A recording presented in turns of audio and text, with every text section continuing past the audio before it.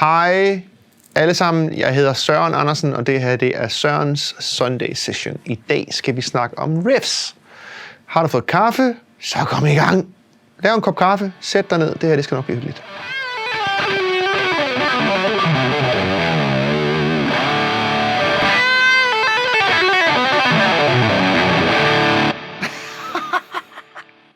Alright. Alle jer, der spiller guitar eller kan lide guitarmusik, I ved jo godt, når jeg siger, at det handler jo næsten 9 ud af 10 gange om det fede riff.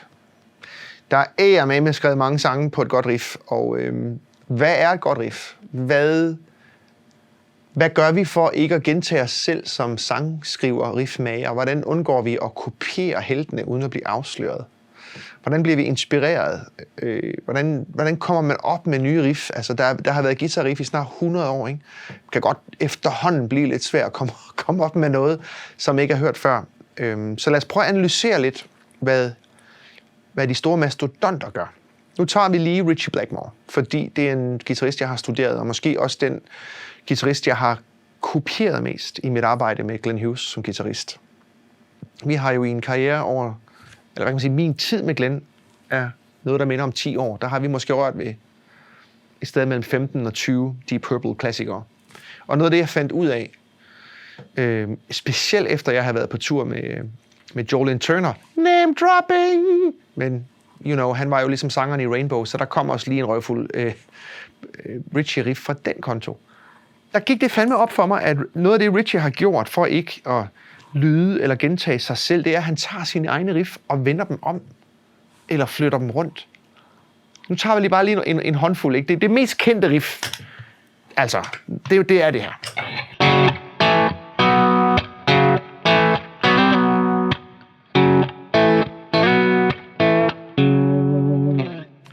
Det tror jeg, alle guitarister i hele verden kan spille. Og hvis ikke man kan det, så kom i gang. Fordi det er ligesom, det må være det største riff i verden. Det synes jeg i hvert fald er.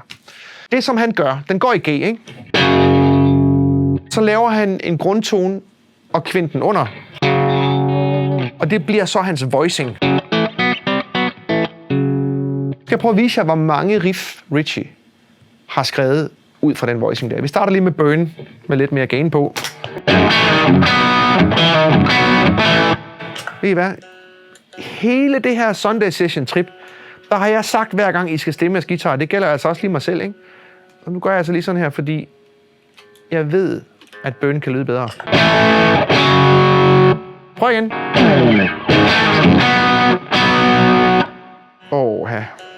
Husk at stemme! Husk at stemme de fucking guitar! Helvede altså! Nej! Nu skal jeg prøve at vise jer nogle stykker af dem. Jeg synes, det er et godt eksempel på, hvordan man genopfinder sig selv, uden at kopiere sig selv. Burn, for eksempel, går også i G. Og siger...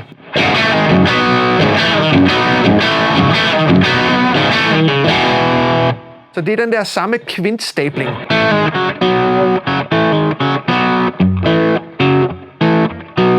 Kan I høre det? Man on a Silver Mountain fra Rainbow-tiden.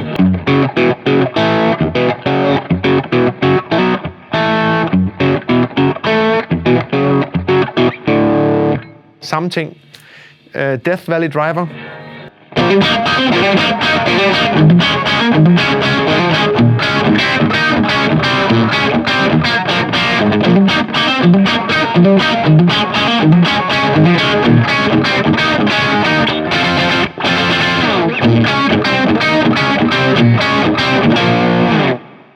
Det er de samme ting, han gør igen. Jeg synes, det er ret imponerende.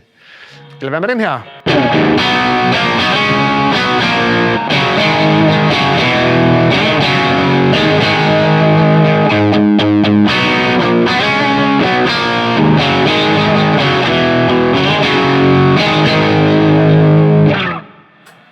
Det er jo bare igen de samme kvartstablinger oven på hinanden. Det er simpelthen så godt set, ikke? Så er det samme hans rytmegitar. Så i verset i Smoke on the Water, så siger han... Så gør han sådan. I Burn, der siger han...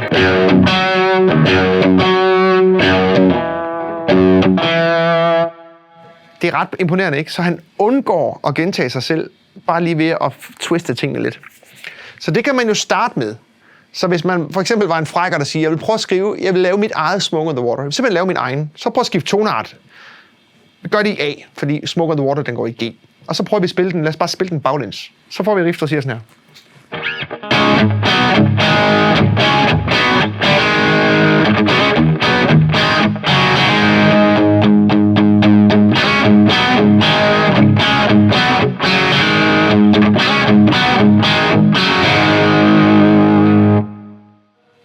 Det er sådan set Smoke on the Water vendt om i A. Det var da et riff. Når vi taler riff, vi er nødt til at runde AC/DC. Vi er nødt til at hylde Angus og Malcolm, fordi de to drenge der, de var altså the riff masters. De simpleste virkemidler. Jeg har brugt en periode af mit liv på at analysere så mange riffene, jeg kan overskue. Prøv at tage for eksempel det her riff. Det er 4 akkorder, som hører til Spil bare løs bogen. Altså de første akkorder, jeg lærte på en spansk guitar hjemme i Fredericia. E, G, D, A. Altså prøv at tjekke derud. 3, 4.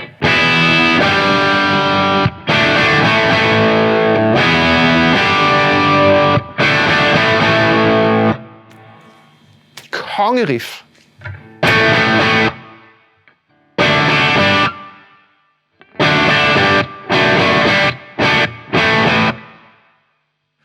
Det er fantastisk. Og det som er hemmeligheden, der er 2 hemmeligheder, der er jo mange, men der er 2 hemmeligheder i Angus og Malcolms arbejde. De piller altid tertserne ud. Det vil sige, hvis du tager en G, som hvor mor lærte os den. En terts, det er den her. Og den her. De er ude. Det er kun grundtoner og kvinter. E siger. D siger. Og A siger.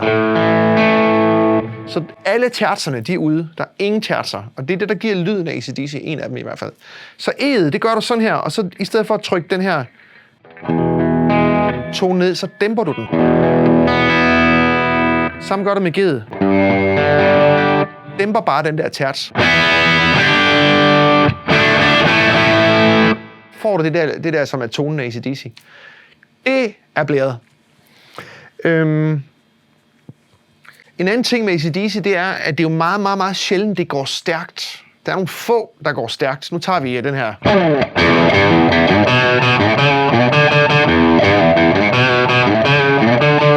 Eller... Men de fandt jo hurtigt ud af, da de kom til USA, at sådan noget hurtigt riff, det rykkede ikke derover. Det, der rykkede, det var pauserne, for de sad og hørte radio i turbussen, indtil det gik op for dem. Alt det amerikansk radiorock, det kan, eller i det hele taget West Coast American Music, det var pauserne. Derfor blev Highway to Hell åbningsnummeret på den plade, Mutt Lange han producerede. Fordi de opdagede alle pauserne, det var det, der gjorde det. Altså, nu går vi lige en plade længere hen, Back in Black.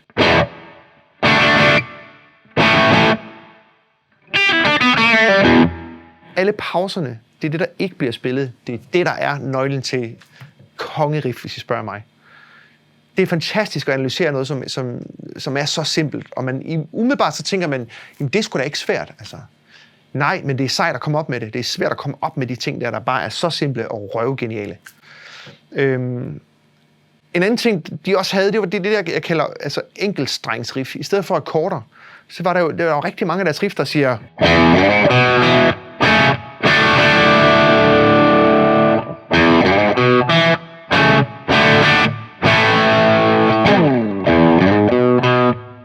Men forstår jeg, hvad jeg mener? Det er sejt. Der, hvor jeg kan se, at rigtig mange har hentet noget af det der one string noget, så tager man lidt fat på grungen, eller hvad skal jeg sige? Hvis du tager Rage Against the Machine, hans... Det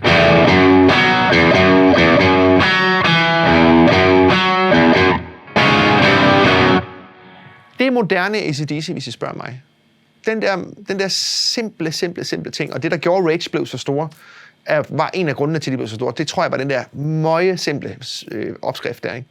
Det virker bare. Den sidste ting med AC/DC, jeg gerne vil bringe frem, det er så noget, jeg også har lagt mærke til. De er jo 2 guitarister.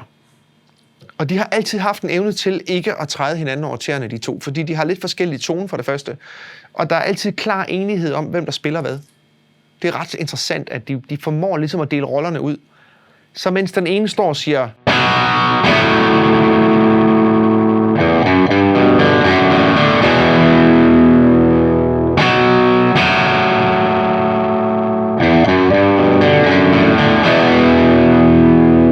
Så spiller Malcolm.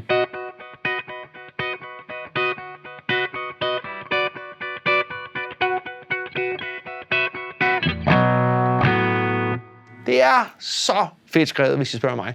Og så spiller de jo unison en gang imellem for at få det der twin guitar stereo lydbillede, som Whitesnake og Thin Lizzy og alle har brugt, ikke? Jimmy Page, han dubbede sig selv, og det er en helt klassiker. 2 guitarer, 1 ud i hver side. De spiller noget forskelligt en gang imellem, og så mødes de og spiller det samme for at lave den der ting. Jeg kan kun sige, no matter what genre you play, I skal analysere AC/DC, og hvad det er, nøglen er. Hvorfor det er så vildt et band, ikke? Hvorfor sælger de 60.000 billetter på 8 minutter, når de er i Danmark? Det er fordi, det er hovedopskriften på riff rock i min bog. Så nu har vi talt om Ritchie Blackmore, og vi har talt om Malcolm og Angus Young, men nu skal vi tale om mig selv i sig selv, ananas i egen juice. Hvordan gør jeg? Hvordan er jeg kommet igennem det her liv som sangskriver, uden at gentage mig selv alt for meget, og uden at stjæle alt for meget? Det vilde er, når man opdager, at man har stjålet fra sig selv som 12-årig. Det er en meget, meget syret oplevelse. Jeg har lige lavet en plade, der hedder Guilty Pleasures, og åbningsnummeret, det hedder City of Angels. Der er et riff, der siger sådan her.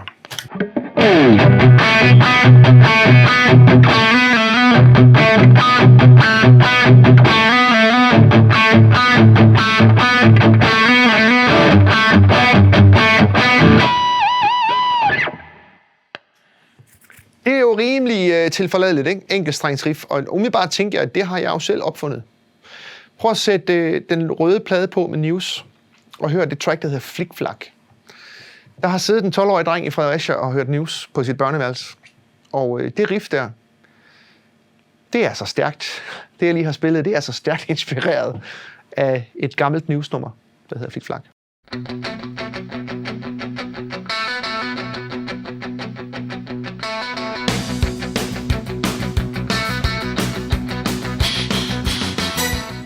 Det er ikke det samme riff, men jeg kan da godt høre, at efter der var en venlig sjæl, der gjorde mig opmærksom på det, at selvfølgelig har jeg været ude at låne der, uden at vide det. Afsløret, Andersen. Men jeg mener, den går, fordi at hånden på hjertet, jeg havde ingen idé om det. 2, det er ikke det samme riff. 3, jeg elsker at sende en kærlig hilsen til mine rødder. Jeg har ingen problem med. Og for eksempel, når jeg bliver gjort opmærksom på, Søren, er det der ikke en lille smule Joe Satriani-agtigt? Det bliver jeg faktisk meget mere stolt af, end jeg bliver stødt af det. Så når nu I finder jer selv i en situation, hvor det er lige lidt tæt på, prøv at se, om I kan finde den grænse der, hvor man kan holde ud at være i det. For det er umuligt. Altså, der er blevet skrevet riff i 100 år nu. Det er umuligt at komme op med noget, der aldrig er hørt før. Det tror jeg simpelthen ikke kan lade sig gøre. I'm sorry, men jeg våger pelsen og siger, at vi må gerne inspirere og lade os inspirere og låne af hinanden. Der var en amerikaner, der sagde til mig engang, "You can't invent the wheel, but you can paint it different." Det er der altså et eller andet om. Så det gør jeg med glæde. Så vil jeg gerne sende lidt kærlighed til den danske musikscene. Nu har jeg lige afsløret, at selv News fra midt-80'erne, et poporkester, kan inspirere en rockdreng som mig. Alle er klar over, at Tim Christensen jo er en ret vild sangskriver, og som guitarist er han helt sin egen. Han har jo sådan en, jeg kalder den edderkoppen, han har sådan en lille edderkop siddende her, som kan en masse akkorder, vi andre ikke kan. Og jeg havde fornøjelsen af at spille med ham til et arrangement kort efter nytår, hvor vi skulle spille Get the Fuck Out. Skal jeg se, om jeg kan spille det for jer. Måske kraftigt med se en genistreg. Altså den måde, han lægger melodien i sit spil, ligesom en pianist vil gøre. Det er jeg nødt til at slå et slag for det er altså ret sejt. Han spiller sådan her.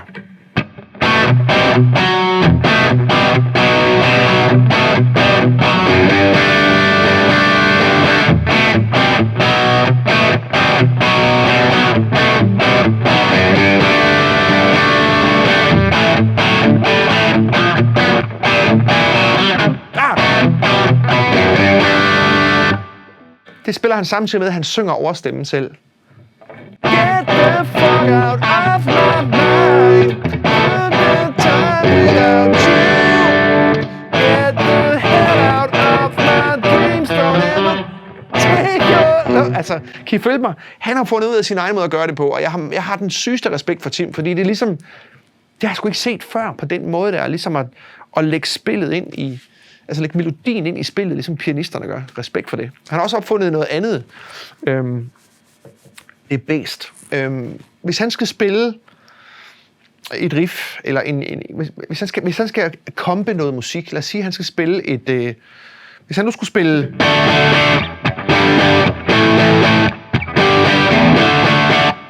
en D-powerchord, G-powerchord, A-powerchord, så kunne jeg godt mistænke ham for, at han nok ville gøre sådan her.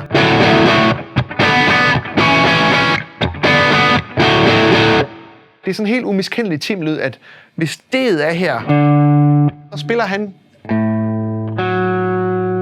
de 2 andre toner omkring grundtonen. Det er ret sejt. Hvis I lytter på det der...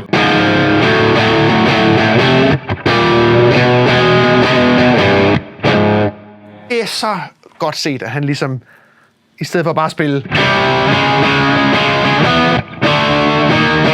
eller hvad det nu måtte være, så spiller han dem omkring grundtonen. Ikke?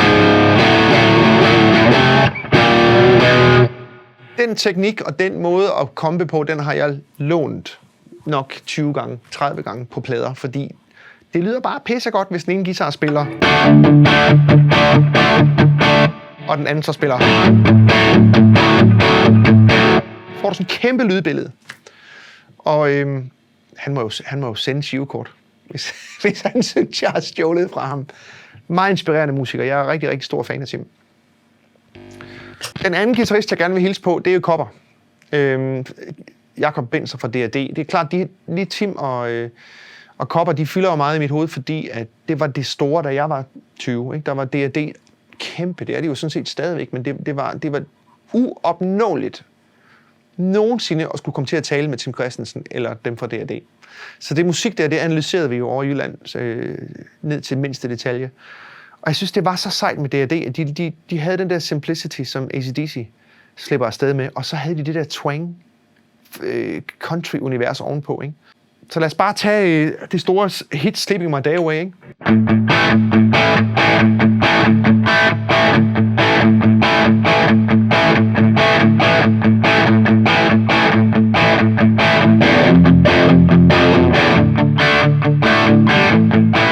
Og så oven i det, så gør Kopper lige sådan her.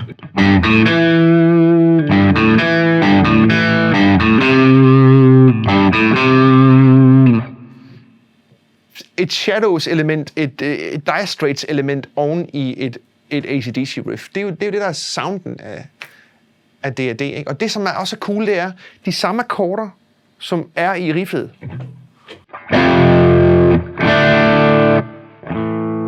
Det er de samme akkorder, som er I'm sleeping my day. Så de er ikke bange for at gøre tingene ultra simple. Altså, jeg ved ikke, om den opmærksomme seer har opdaget, at den sommer, hvor Stig han brækkede armen, der spillede jeg bass i D&D en hel sommer. Og der lærte jeg på den helt rigtige måde, hvad vil det sige at stå med så simpel en sang, mens der er 25.000 mennesker, der flipper fuldstændig ud.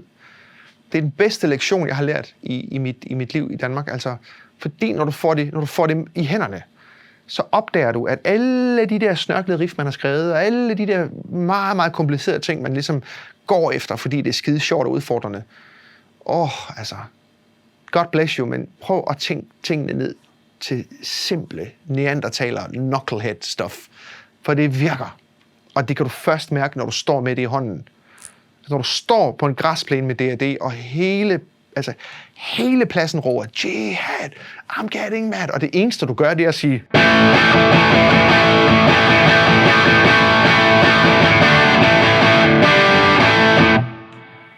Det er så vild en følelse, fordi man kan ligesom... Point taken, den tager jeg lige med mig hjem.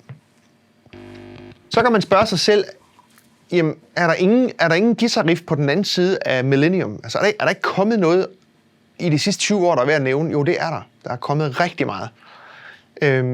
Prøv at forestille jer at være Jack White, og så pludselig opdage, at det her...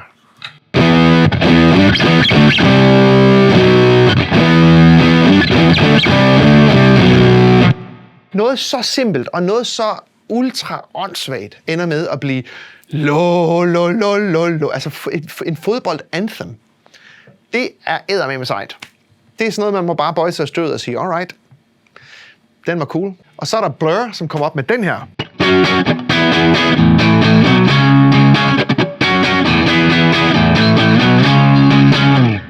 Det er også bare en fornøjelse, at hele verden råbte med på det riff der, ikke, da den kom ud i, hvornår det end var. Men det er i hvert fald ikke noget fra 70'erne. Det kom i moderne tid. Så det glæder mig, at det stadigvæk findes. Jeg kan kun anbefale jer, at hvis I tjek tingene ud. Jeg har virkelig fået meget ud af at tjekke genre ud, som jeg ikke umiddelbart burde tjekke ud, men hvis jeg synes, det lyder fedt, så er det interessant at dykke ned i det. Til alle jer, der sidder og arbejder med popmusik, som måske arbejder med hiphop, eller med sådan mere, ren programmeret musik. Det er fantastisk, når man kan blande elektrisk rock-stof ind i sådan noget. Og det bedste eksempel, jeg lige kan komme op på, det er Lose Yourself med Eminem. Det der fuldstændig fede...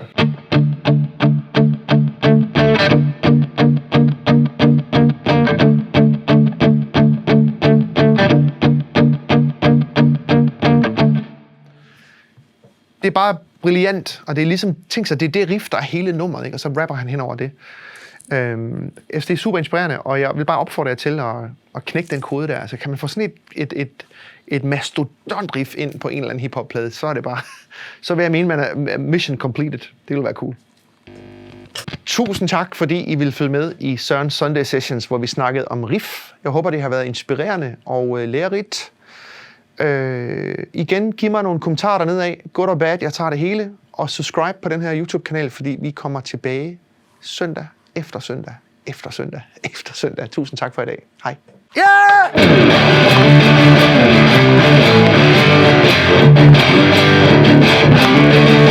Yeah!